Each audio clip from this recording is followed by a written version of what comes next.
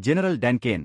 அமெரிக்காவின் கடல் சார்ந்த நடவடிக்கை ஈரானின் துறைமுகங்கள் மற்றும் கடற்கரை அணுகலை மட்டுமே குறிவைத்து விதிக்கப்பட்ட ஒரு தடுப்பு என்பதில் கவனம் செலுத்துவதாக விளக்கியுள்ளார்.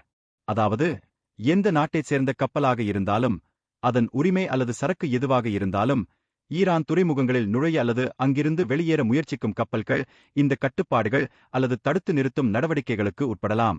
இந்த நடவடிக்கை ஈரானின் கடல் வர்த்தகத்தையும் பொருளாதார செயல்பாடுகளையும் குறைப்பதற்கான ஒரு குறிவைத்த மூலோபாயத்தின் பகுதியாக கூறப்படுகிறது.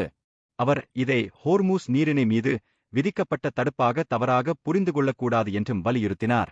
ஹோர்மூஸ் நீரிணை உலகின் மிக முக்கியமான கடல் ஒன்றாகும். அங்கிருந்து தினமும் உலகளாவிய எண்ணெய் போக்குவரத்தின் ஒரு பெரிய பகுதி செல்கிறது. இது பல நாடுகள் இணைந்து பயன்படுத்தும் ஒரு சர்வதேச கடல் வழியாகும். ஈரான் மட்டும் அதை கட்டுப்படுத்தும் பகுதி அல்ல. இந்த வேறுபாடு முக்கியமானது, ஏனெனில் ஹோர்மூஸ் நீரிணையை முழுமையாக முடக்கியால் உலகளாவிய கப்பல் போக்குவரத்து கடுமையாக பாதிக்கப்படும். எண்ணெய் விலை உயர்வு, வழங்கல் சங்கிலி சிக்கல்கள் மற்றும் ஆசியா, ஐரோப்பா மற்றும் பிற பகுதிகளில் பொருளாதார நிலைத்தன்மை பாதிப்பு போன்ற பெரிய விளைவுகள் ஏற்படும். இதற்கு மாறாக, அமெரிக்க நடவடிக்கை ஈரானின் துறைமுகங்கள் மற்றும் கடற்கரை அமைப்புகளை மட்டுமே குறிவைத்து, ஈரானின் இறக்குமதி ஏற்றுமதி வழிகளை தனிமைப்படுத்துவதே நோக்கமாக கொண்டது, பரந்த சர்வதேச கடல் போக்குவரத்து பாதையை முடக்குவது அல்ல.